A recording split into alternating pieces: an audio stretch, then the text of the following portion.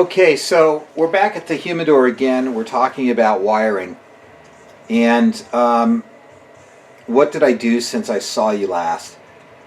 First, I disassembled this fan again one more time so that I could loosen up this duct and actually put some wires in behind it. And currently what I'm doing is I'm making sure that the shelf fits in here.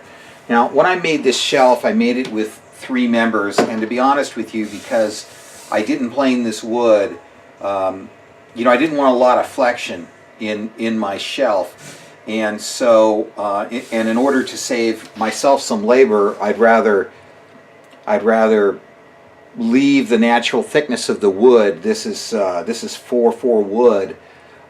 Then I would take it, split it, then plane it.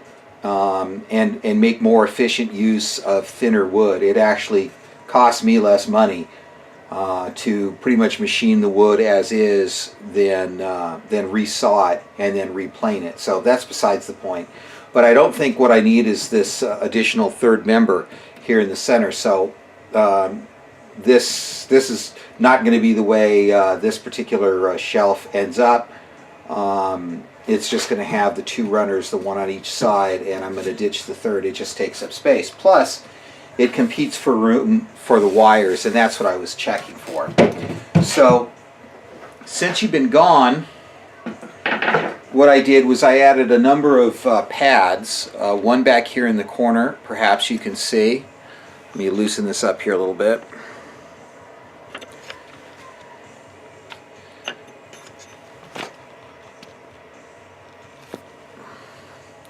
Alright, so one in the corner there, and I added the one down here, and I added 2 here, and let's see, I don't remember if in the last video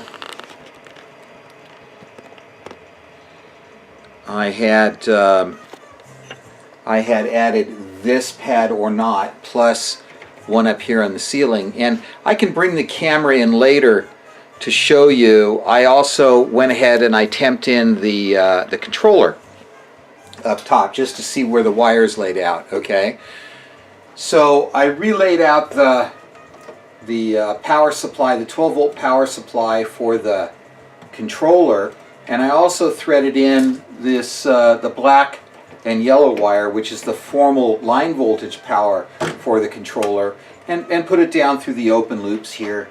You know, again, nothing that you necessarily had to watch me do in every step. That black and white wire does go into the whole assembly, so you know that it does need to be fed. This is it right here. It needs to be fed all through the chain here, and what I wanted to do is connect some of it together up here to see how neat it was going to lay out, and how nicely it would lay, and it looks pretty good, even though I haven't gotten everything tightened down yet. I did have a pad over here in the center which I liked more, but it interfered with the shelf, so I had to pop that one out, and I went ahead and added it here. So what we're going to do is we're going to bring these control wires in kind of tight right there, and then we'll bring the line voltage power supply wires in here, and then the heater wires will also come through this. I just haven't made up that loom yet.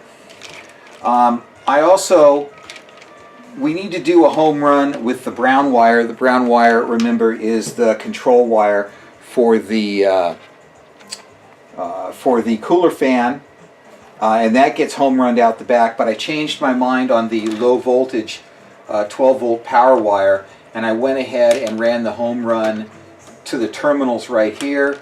Then these guys, what I'm going to do is when I'm satisfied that everything's got about the right length that I like it, I will trim them up and tin them and bring them and tie them in here as well. So the controller will actually feed off of these 2 terminals, and these 2 terminals will be home run back to the control center. Okay, so that's the way that's going to work.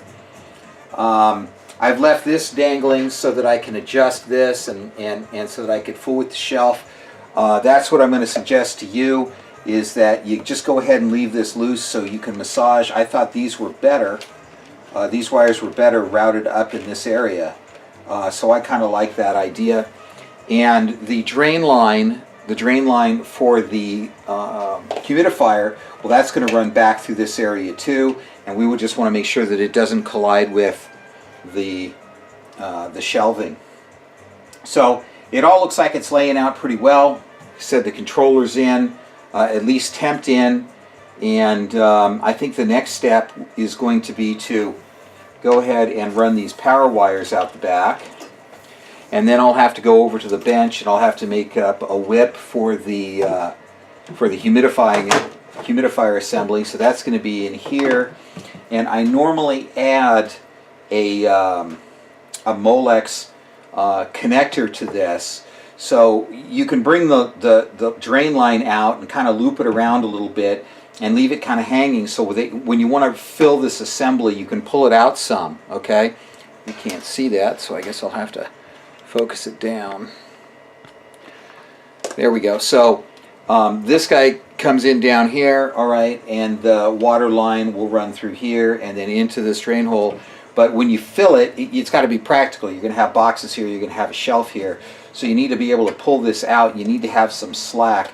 So I also generally put a connector in here so that you don't have to flip these up and disconnect them every time. You can just undo a connector like these guys.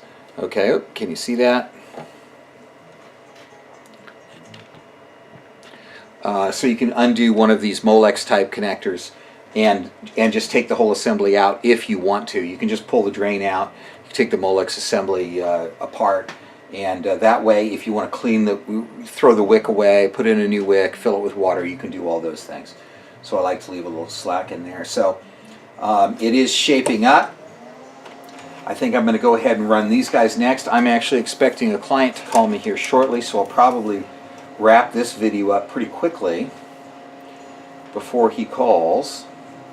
And we'll run this out back, and then what we need to do is we need to bring in the wires for the heater assembly, and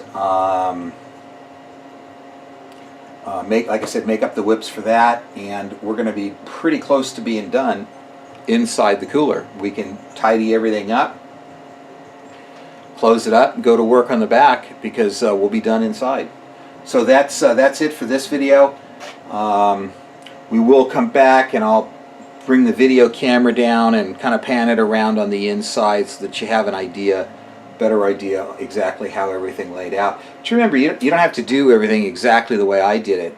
What really matters is that you're happy with it, of course, that it works, that you're happy with it, and that the wires are not in the way of your storage, because it's primarily a storage device, and you want to make sure that it's kind of neat, put away, that it doesn't get caught on anything. Again, unlike some of my test coolers in here, which have wires all over the place. So thanks for watching, and we'll catch up again in the next video.